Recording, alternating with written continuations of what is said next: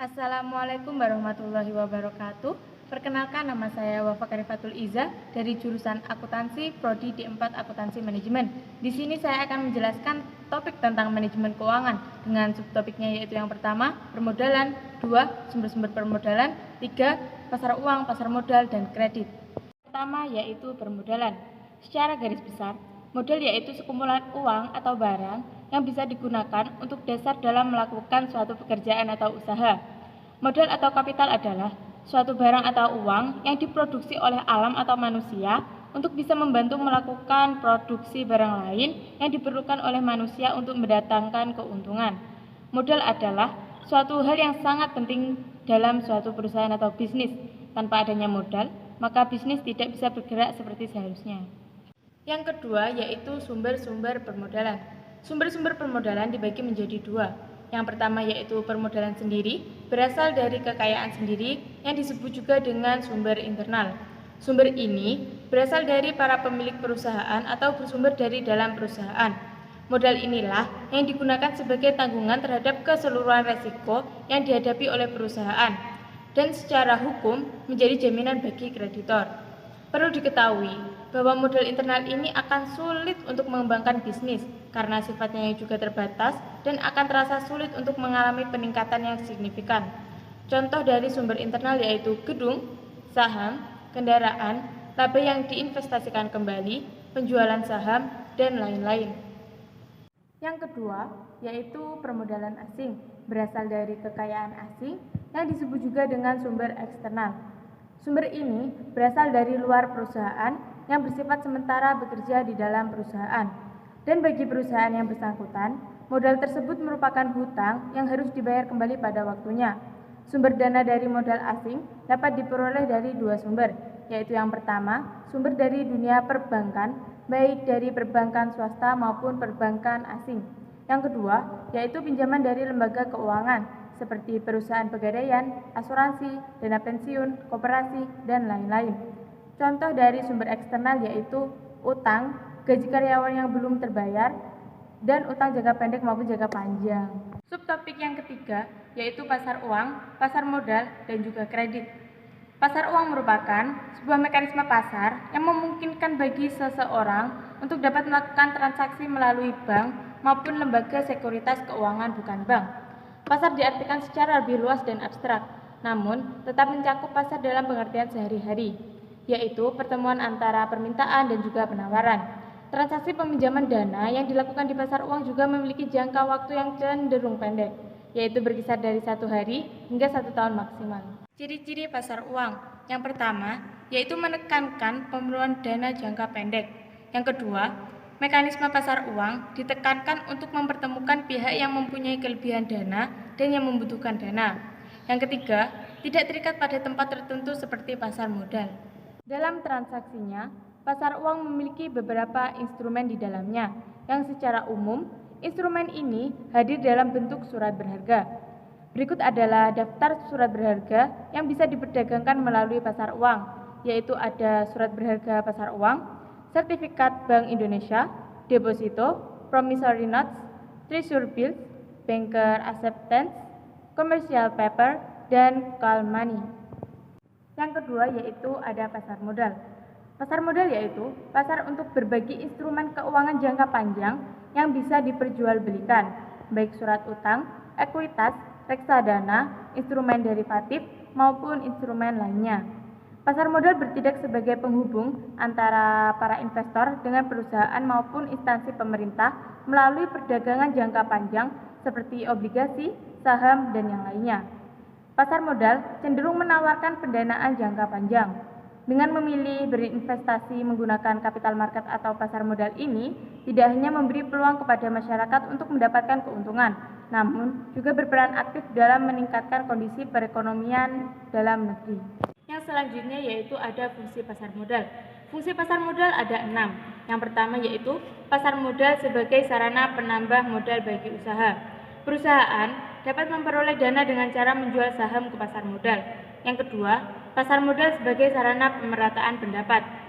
Setelah jangka waktu tertentu, saham-saham yang telah dibeli akan memberikan dividen. Yang ketiga, pasar modal sebagai sarana peningkatan kapasitas produksi. Dengan adanya tambahan modal yang diperoleh dari pasar modal, maka produktivitas perusahaan akan meningkat. Yang keempat, pasar modal sebagai sarana penciptaan tenaga kerja. Keberadaan pasar modal dapat mendorong munculnya dan berkembangnya industri lain yang berdampak pada terciptanya lapangan kerja baru. Yang kelima, pasar modal sebagai sarana peningkatan pendapatan negara. Setiap dividen yang dibagikan kepada para pemegang saham akan dikenakan pajak oleh pemerintah. Adanya tambahan pemasukan melalui pajak ini akan meningkatkan pendapatan negara. Yang keenam, ada pasar modal sebagai indikator perekonomian negara. Aktivitas dan volume penjualan atau pembelian di pasar modal yang semakin meningkat atau padat memberi indikasi bahwa aktivitas bisnis berbagai perusahaan berjalan dengan baik. Begitu pula sebaliknya.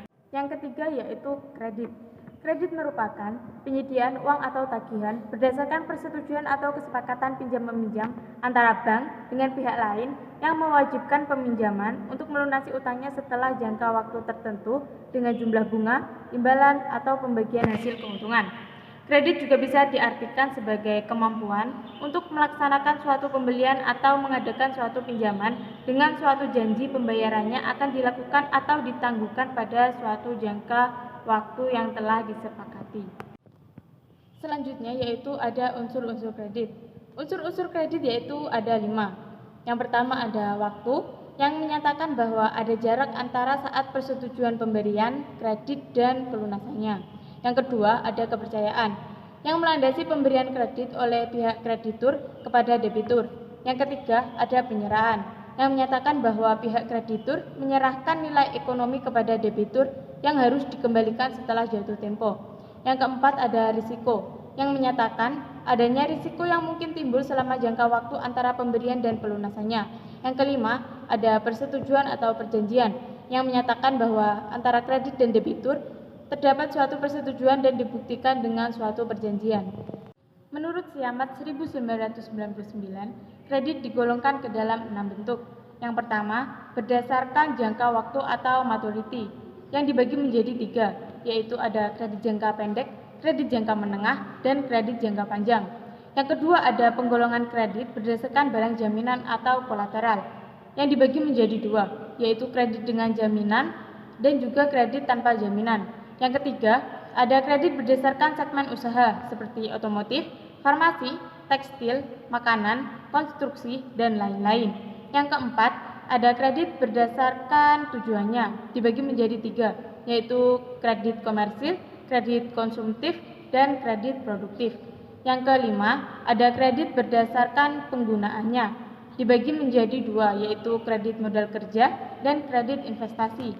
Yang keenam atau yang terakhir ada kredit non-kas, yaitu kredit yang diberikan kepada nasabah yang hanya boleh ditarik apabila suatu transaksi yang telah diperjanjikan telah direalisasikan atau efektif. Yang selanjutnya yaitu ada manfaat kredit bagi pihak bank. Yang pertama, sebagai sumber pendapatan terbesar berupa bunga. Yang kedua, untuk menjaga solvabilitasnya. Yang ketiga, kredit dapat dipakai sebagai alat untuk memasarkan produk dan jasa bank yang lain. Yang keempat, dengan menyalurkan dana akan mampu mengembangkan para stafnya untuk mengenal dunia bisnis yang lain. Yang selanjutnya yaitu ada prinsip 5C bank. Pada dasarnya, prinsip 5C ini diadakan sebagai bahan referensi terutama bagi para analisis kredit perbankan. Karena bank tentu tidak mau asal memberikan kredit mereka kepada nasabah. Bagi orang bank, nasabah yang memenuhi kriteria 5C adalah orang yang sempurna untuk mendapatkan pembiayaan mereka. Prinsip 5C merupakan sistem yang digunakan bank atau pemberi pinjaman lainnya untuk mengukur kelayakan kredit dari seorang calon debitur atau peminjam. Prinsip 5C bank. Yang pertama yaitu ada karakter. Prinsip ini dilihat dari segi kepribadian atau karakter calon nasabah. Hal ini akan dinilai dari hasil wawancara antara customer service dengan nasabah. Yang kedua ada capacity. Prinsip ini adalah yang menilai nasabah dari kemampuan nasabah di dalam mengelola keuangan pribadinya atau usaha yang dimilikinya. Yang ketiga ada capital, yakni terkait akan kondisi aset dan kekayaan yang dimiliki calon peminjam, khususnya nasabah yang mempunyai sebuah usaha. Yang keempat ada kolateral. Umumnya, semakin besar nilai agunan atau jaminan yang diberikan untuk pengajuan pinjaman, maka akan semakin besar pula poin penilaiannya. Yang kelima ada condition. Prinsip ini dipengaruhi oleh faktor di luar dari pihak bank maupun nasabah, misalnya usia minimal pinjaman. Sekian presentasi dari saya. Apabila ada kurang lebihnya saya mohon maaf. Wassalamualaikum warahmatullahi wabarakatuh.